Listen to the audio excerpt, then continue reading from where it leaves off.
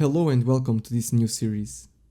If you are new to programming and would like to get some knowledge on how to program on Unity 3D with C#, this is the right place for you. I'll be starting from the very basics so you can easily follow along. By the end of this series, you should be able to program your games. I'll start by explaining you what a class is. So here I have a new project, an empty project, and let's start by right-clicking, create C# script. Name it our class and just double click it to open. And as you can see here, we have a new class called our class. Let's delete this for now. Classes are composed by attributes or properties and methods. The way you can understand this is attributes or properties are what define the class. For instance, let's say you are creating a class for a car. The car has a number of seats, so an attribute can be number of seats, number of wheels, and also have engine size, and so on. So these are attributes or properties that our class has. And the methods are the behavior of the class.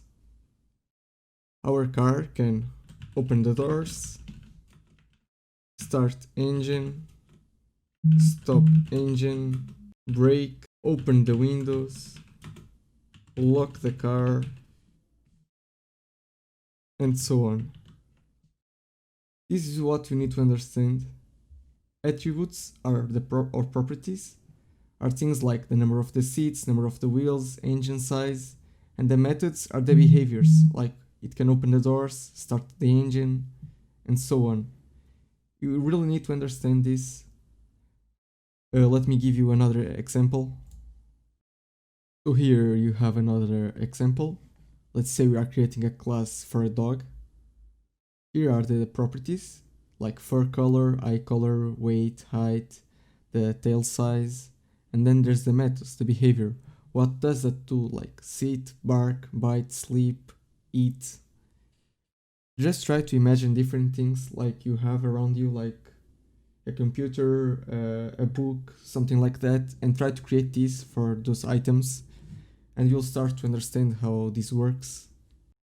There are more things associated with classes, like our class derivates from monobehavior, and you can also have subclasses and all that, but for now this is what you need to understand, and later on this series we'll be talking about that. So this is what you need to understand for now, and on the next video we'll talk about our properties and how we can define them. If you have any questions, leave them down below. If you want to follow this series along, please subscribe and leave a like, that helps a lot. And I'll see you on the next video.